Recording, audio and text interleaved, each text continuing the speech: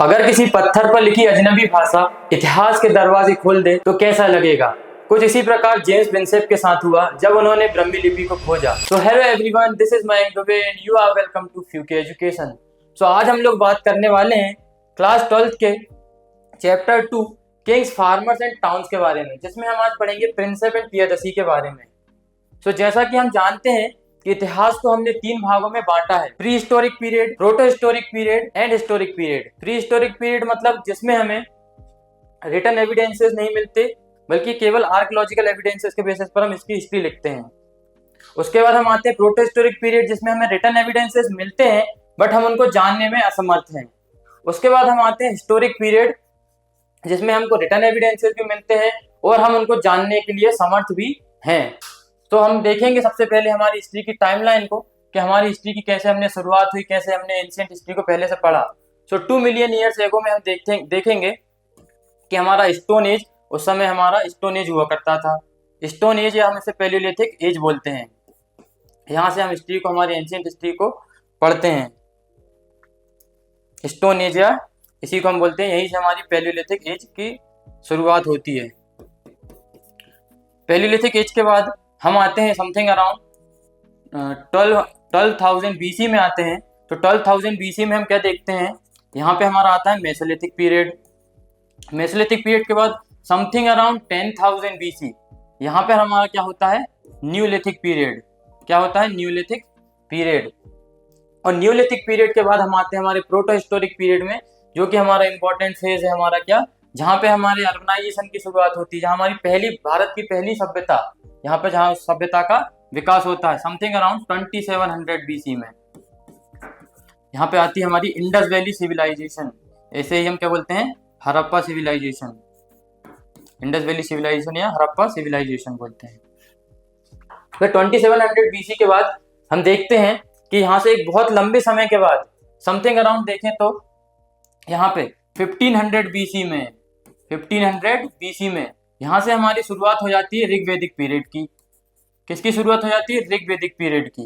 ऋग्वैदिक period कब से, 1500 BC से। तो 1500 BC से हमारा ऋग्वैदिक पीरियड स्टार्ट हो जाता है, जहाँ पे हमारे बहुत सारे वैदिक लिटरेचर लिखे गए, जैसे कि हमारे 4 वेद होते हैं, ऋग्वेद, सामवेद, यजुर्वेद, अथर्ववेद, और हमारे ब्राह्मण, उपनिषद, अरण्यक, इस प्रकार के वैदिक टेक्स्ट उस समय लिखे गए। तो 1500 BC के बाद हम देखते हैं 1000 BC में। तो यहाँ 1000 BC आते आते यहाँ से हमारा लेटर वैदिक पीरियड चालू हो जाता है। लेटर वैदिक पीरियड चालू हो जाता है और यहाँ से धीरे धीरे हमारे चेंजेस आने लगते हैं।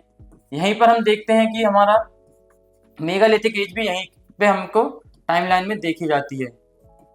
यहीं हमारे मेगालिथिक एज, बहुत बड़े बड़े पत्थर, इसे हम महापाषाण युग भी कहते हैं। यहाँ पे हमारे बड़े बड़े पत्थर जो बरियल्स के लिए यूज किए जाते थे, अंतिम संस्कार वगैरह होते थे, उनके लिए इन बड़े बड़े पत्थरों का उपयोग किया जाता था। और यहीं से हमारे क्या हो जाती है, आयरन की डिस्कवरी हो जाती है। यहीं से हमारे आयरन टूल्स वगैरह या आयरन ऑब्जेक्ट्स वगैरह उपयोग में आने लगते हैं। तो ये आयरन के एविडेंसेस हमको कहाँ से प्राप्त होते हैं, इन्हीं मेगालिथिक बरियल्स, या जितने भी बरियल उस समय के प्राप्त होते हैं, उन्हीं के बरियल्स में हमें आयरन से रिलेटेड कुछ टूल्स या ऑब्जेक्ट्स प्राप्त होते हैं, जिससे यहीं से हमको पता लगता है कि यहीं से आयरन एज की भी शुरुआत होती है। उसके बाद हम 1000 के बाद आते हैं हमारे समथिंग अराउंड 600 BC में। 600 BC को बहुत इंपॉर्टेंट टाइम कहा जाता है, क्योंकि यहाँ से हमारे महाजनपद काल की शुरुआत हो जाती है। किसकी शुरुआत हो जाती है, महाजनपद काल की शुरुआत हो जाती है। महाजनपद हमारे छोटे छोटे जनपदों से मिलकर महाजनपद बनते हैं।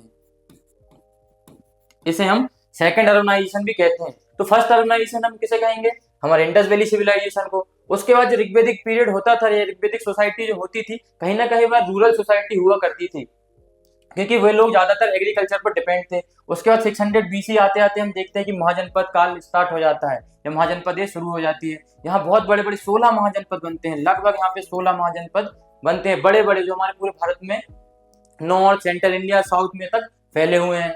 तो इसी महाजनपद एज के समय हम देखते हैं हमारा बुद्धिज्म भी राइज होता है। क्या राइज होता है, बुद्धिज्म। यहाँ से हमारे बुद्धिज्म और जैनिज्म दोनों रिलीजन जो आज हम देखते हैं, यहीं से उनकी शुरुआत होती है, बुद्धिज्म एंड जैनिज्म। हमारे गौतम बुद्ध, महावीर जैन, वो इसी टाइम पीरियड से रिलेटेड हैं। तो 600 BC के बाद हम देखते हैं यहाँ से हमारे समथिंग अराउंड 321 BC में 321 BC आते आते यहाँ से हमारी शुरुआत हो जाती है किसकी? मौर्यन एज की।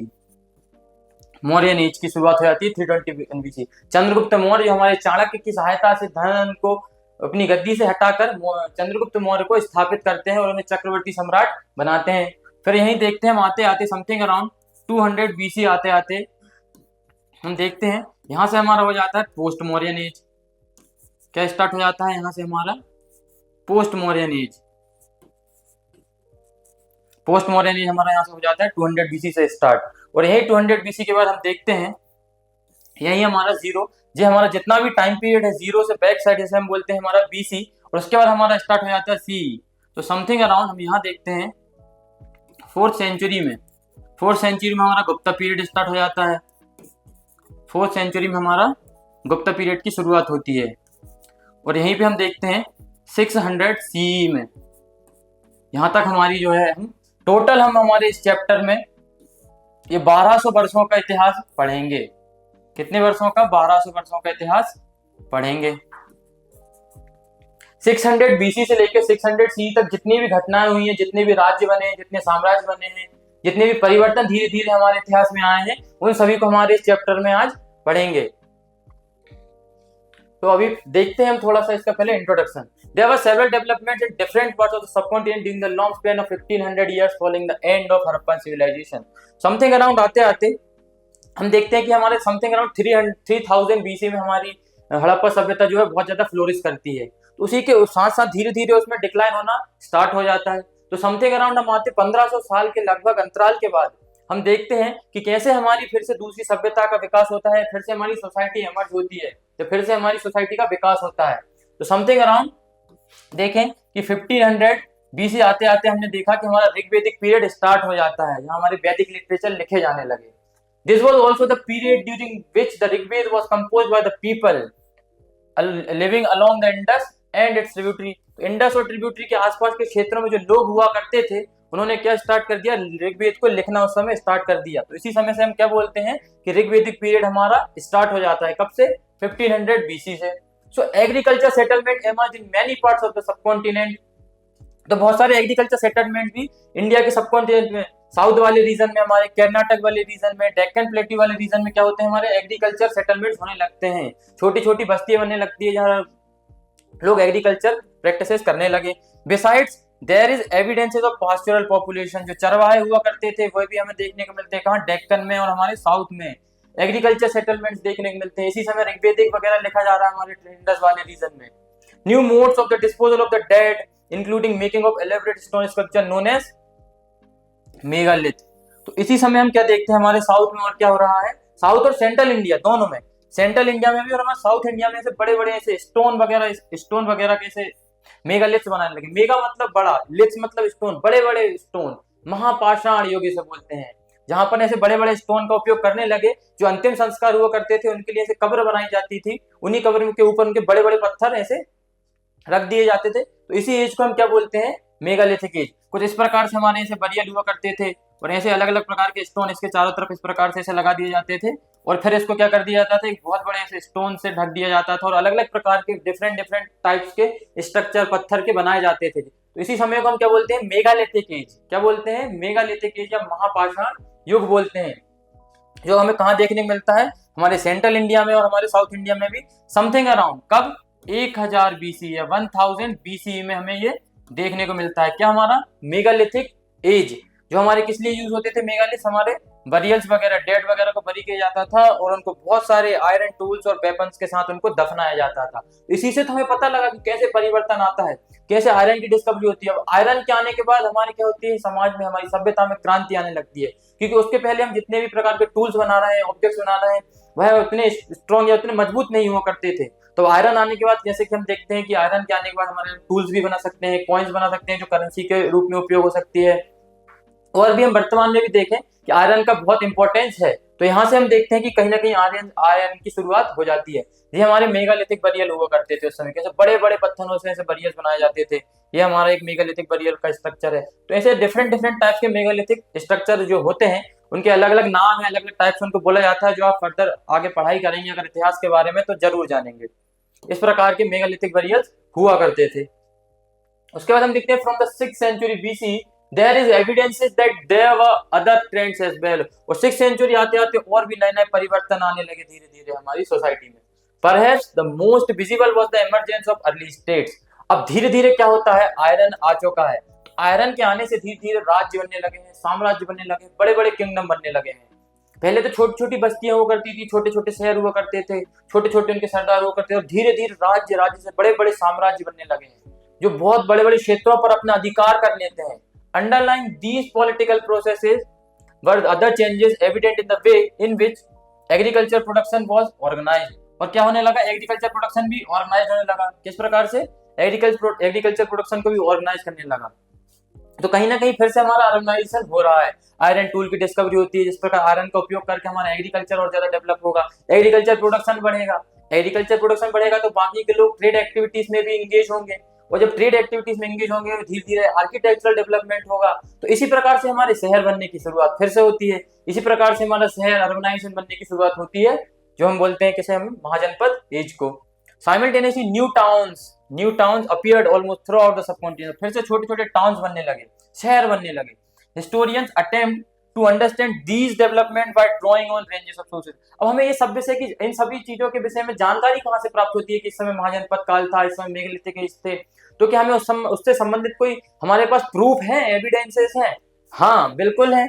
हम देखते हैं इंस्क्रिप्शंस के बारे में, अभिलेख जो बोलते हैं हम जिन्हें, उसके बाद हम ग्रंथ देखते हैं, अलग अलग प्रकार के टेक्स्ट मिलते हैं हमको उस समय से रिलेटेड, कॉइन्स वगैरह हम उससे रिलेटेड मिलते हैं, और कुछ विजुअल मटेरियल मिलते हैं या हमें इमेजेस वगैरह उससे संबंधित कुछ स्कल्पचर मिलते हैं, हमको मूर्तियां मिलती हैं। तो ये सभी स्रोत जो हैं, ये सभी सोर्सेज जो हैं, इनका उपयोग करके हिस्टोरियंस ने इस समय की हिस्ट्री को लिखा, या इस समय के इतिहास को लिखा। किस किस को, इंस्क्रिप्शन का उपयोग करते हैं, टेक्स्ट वगैरह ग्रंथ वगैरह जिन्हें हम बोलते हैं उनका उपयोग करते हैं, कॉइन सिक्के का उपयोग करते हैं, और कुछ विजुअल मटेरियल जो उस समय के हमें प्राप्त होते हैं, उन्हीं के द्वारा हम क्या करते हैं, हमारे इतिहास को लिखते हैं।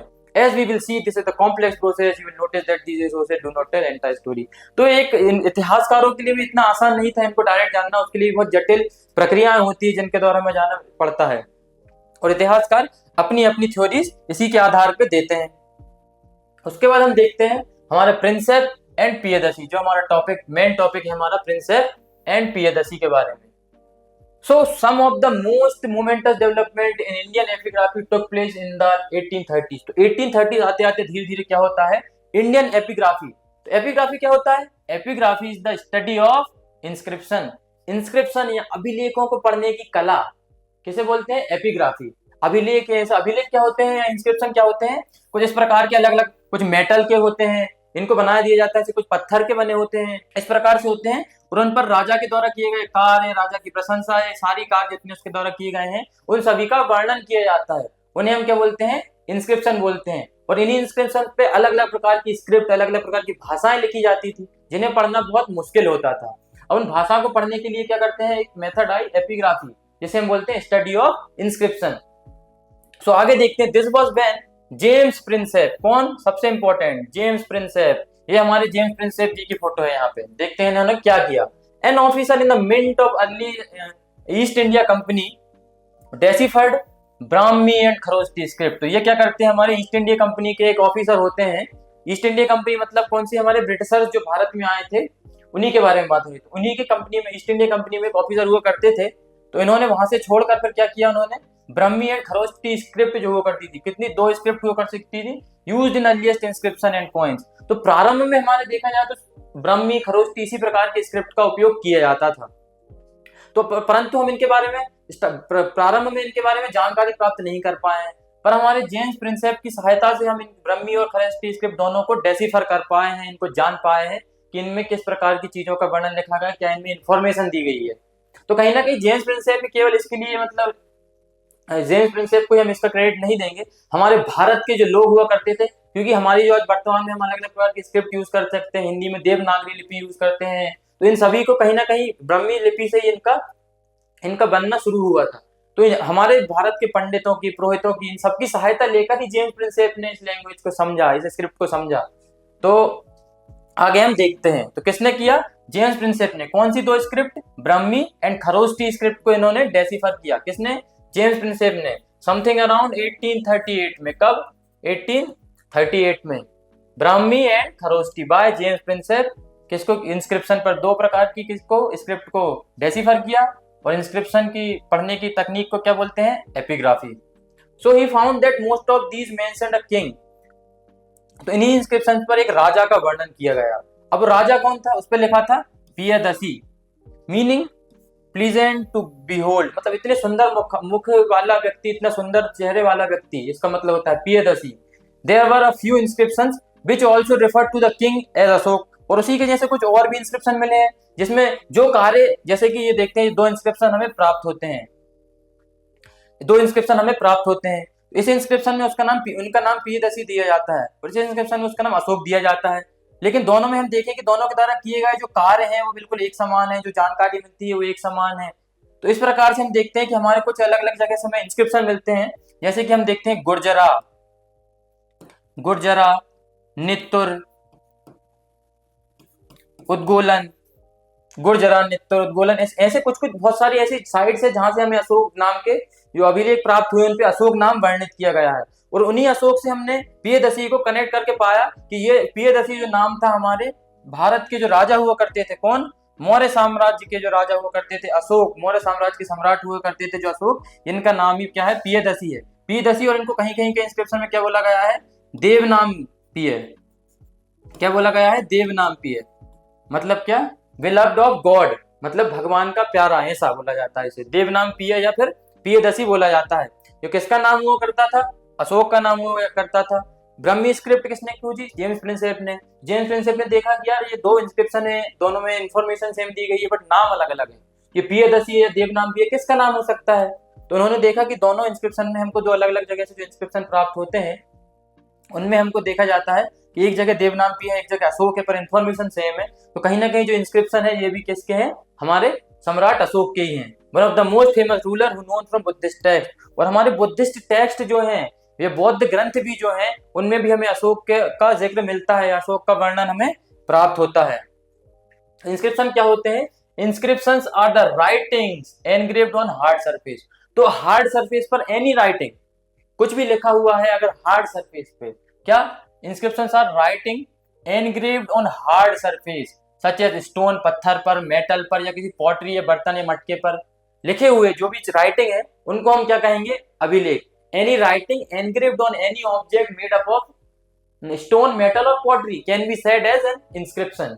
सो they usually record the achievements. इसमें क्या क्या इंफॉर्मेशन रहती थी कि राजा के द्वारा क्या क्या अचीवमेंट्स हुए, राजा ने क्या क्या एक्टिविटी की है, राजा ने किस प्रकार के वेलफेयर प्रोग्राम्स करवाए गए हैं, राजा ने कितने युद्ध जीते हैं, ऐसे अनेकों प्रकार की, राजा ने कितने प्रकार के धर्म संबंधित संस्थान बनाए हैं, इन सभी की इंफॉर्मेशन इंस्क्रिप्शन में लिखी जाती थी।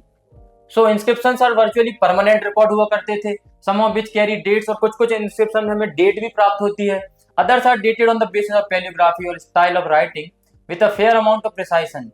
और पैलियोग्राफी के जरिए भी हम कुछ कुछ अलग प्रकार के डेट्स को भी देख पढ़ सकते हैं। For instance in 250 BC the letter A was written like this. तो लेटर ए क्या होता था, 250 समथिंग इस प्रकार से लिखा जाता था, और फिर धीरे धीरे आते आते हम देखते हैं कि कुछ इस प्रकार से लिखा जाने लगा। कब, 500 BC आते, तो धीरे धीरे उन शब्दों में क्या हम देखते हैं, परिवर्तन देखने को मिलता है। और परिवर्तन एक समय, मतलब एक अंतराल के बाद देखने को मिलता है, टाइम इंटरवल को देखने को मिलता है। तो जो इनको स्टडी करने वाले बोलते हैं कि कैसे हमारे धीरे धीरे हमारी स्क्रिप्ट में चेंजेस आए, फिर उनको उसी हिसाब से हमने इंस्क्रिप्शन को पढ़ना सीखा। सो द अर्लीस्ट इंस्क्रिप्शन वर इन प्राकृत। जो शुरुआत में हमको जो इंस्क्रिप्शन प्राप्त होते हैं उनमें कहीं ब्रह्मी लिपि, कहीं खरोष्टी, ये देखते हैं खरोष्टी स्क्रिप्ट यूज हो रही है, ये ब्रह्मी स्क्रिप्ट यूज होती है, अशोका के सारनाथ स्तंभ से हमको प्राप्त होती है। तो इस प्रकार की स्क्रिप्ट यूज होती थी, पर उनमें जो भाषा का उपयोग किया जाता था वो थी हमारी प्राकृत भाषा। कौन सी भाषा, लैंग्वेज कौन सी यूज होती थी, हमारी प्राकृत भाषा या प्राकृत लैंग्वेज का उपयोग करते थे। प्राकृत हमारी क्या हुआ करती थी, भाषा या हमारी क्या थी, लैंग्वेज। बट उस समय की स्क्रिप्ट क्या हुआ करती थी, खरोष्ठी या ब्रह्मी स्क्रिप्ट, ये हमारे अशोक उपयोग करते थे इन स्क्रिप्ट का। So a name for the language used by ordinary people, name of the ruler such as, और बहुत सारे हमें रूलर्स के नाम भी प्राप्त होते हैं ऐसे इंस्क्रिप्शन से, जैसे अजातशत्रु, अशोक, ये हमारे किस में उपयोग होते थे, प्राकृत में यूज होते थे। And inscriptions have been spelled in their Prakrit forms in the chapter. You will also find terms in a language such as Pali, Tamil, और भी अलग प्रकार के टर्म्स हमको मिलती है तमिल में, पाली में, संस्कृत में, which two were used to write inscription। इन भाषाओं में भी इंस्क्रिप्शन लिखे जाते थे, कौन कौन सी, पाली में, संस्कृत में, तमिल में। It is possible that people spoke in other language as well, even though these were not used for writing. तो इससे हमें ये पता लगता है कि उस समय के लोग कहीं ना कहीं कोई अलग प्रकार की भाषा का उपयोग भी किया करते थे। ये हमारी स्क्रिप्ट कौन कौन सी है? खरोष्टी स्क्रिप्ट और ब्रह्मी स्क्रिप्ट, जो अशोक के इंस्क्रिप्शन हमें देखने को मिलती है। और भाषा कौन सी उपयोग करते थे? प्राकृत भाषा। ठीक है, उसके बाद हम देखते हैं हमारी ब्रह्मी स्क्रिप्ट में, ये देखिए देवनामपीय या पियदसी हमको ऐसे अलग अलग जगह के अशोक के इंस्क्रिप्शन है, अशोक के रॉक एडिक्शन से प्राप्त होता है। ये हमारे लुम्बिनी में, ये हमारे रामपुरवा बिहार में, ये दिल्ली टोपरा में, ये इलाहाबाद के क्षेत्र में, इस प्रकार से हमारी ये ब्रह्मी स्क्रिप्ट पे लिखा है। और हमारी ब्रह्मी स्क्रिप्ट का धीरे धीरे इस प्रकार से परिवर्तन जी हमारे इस प्रकार से ब्रह्मी स्क्रिप्ट हुआ करती थी। किसने हमारे डेसिफर किया? जेम्स प्रिंसेप ने। यह हमारे सम्राट अशोक। ठीक है, उसके बाद हम देखते हैं this gave a new direction to the investigation into early Indian political history as European and Indian scholars use inscription and text compose in variety of language. तो इससे हमको हमारे इतिहासकारों को एक नई दिशा मिली। उन्होंने मतलब कहीं ना कहीं इतिहास को, ब्रह्मी स्क्रिप्ट अगर हम डेसिफर नहीं कर पाते तो ब्रह्मी स्क्रिप्ट में हम इतने सारे जो हमारे अभिलेख मिले हैं या इंस्क्रिप्शन मिले हैं तो हम उनकी जानकारी नहीं निकाल पाते थे। हम भारत की पॉलिटिकल हिस्ट्री को नहीं पढ़ पाते कि हमारे एंशिएंट समय पे हमारे कोई पॉलिटिकल बड़े बड़े साम्राज्य राज्य वगैरह हुआ करते थे या नहीं हुआ करते थे, क्योंकि हम उन अभिलेखों को या उन इंस्क्रिप्शन को पढ़ नहीं पा रहे हैं। परंतु क्या होता है, जब जेम्स प्रिंसेप ब्रह्मी स्क्रिप्ट को डेसिफर कर देते हैं तो हम बहुत सारे अभिलेखों को पढ़ने में समर्थ हो जाते हैं। उससे हमको न जाने कितनी हमारी भारत की हिस्ट्री का पता लगता है।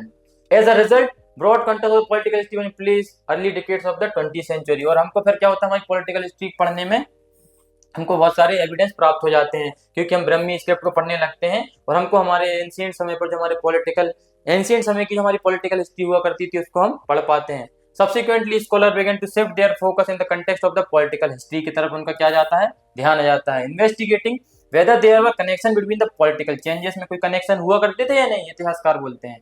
हम उनकी इकोनॉमिक और social, economic history, political history और सोशल हिस्ट्री, कहीं ना कहीं हम इन तीनों चारों आयाम को एक साथ ही पढ़ते हैं, क्योंकि कोई भी किसी भी एक आयाम के आधार पर किसी भी साम्राज्य या राज्य का विकास नहीं होता। कहीं ना कहीं वहां पे सोसाइटी भी होती है, कहीं ना कहीं वहां पे अर्थव्यवस्था भी कार्य करती है, कहीं ना कहीं वहां पे पॉलिटिकल ऑर्गेनाइजेशन हुआ करते हैं या राजा हुआ करते हैं। इसी प्रकार से इतिहासकारों का नजरिया पढ़ना देखने का या इतिहास को लिखने का नजरिया बदल जाता है। It was soon realized that there were links, these not always simple or direct। और फिर इतिहासकार ये देखते हैं कि इनको जानना थोड़ा जटिल है, कुछ हर चीज में जितने भी हम इतिहास पढ़ते हैं उसमें डायरेक्ट लिंक नहीं है, इनको पढ़ने में हमें कहीं ना कहीं थोड़ी मुश्किलें आएंगी। पर फिर भी हमारे भारत के इतिहासकारों ने या विदेशी इतिहासकारों ने हमारे भारत का जो महान इतिहास रहा है उसको लिख दिया। भारत के जो बड़े बड़े महान साम्राज्य हुए हैं उनके बारे में लिखा। तो पियदसी एक नाम नहीं था, बल्कि वह अशोक था जिसने हमें भारत के प्राचीन इतिहास के साथ जोड़ दिया। तो इसी के साथ आज का हमारा टॉपिक होता है कंप्लीट।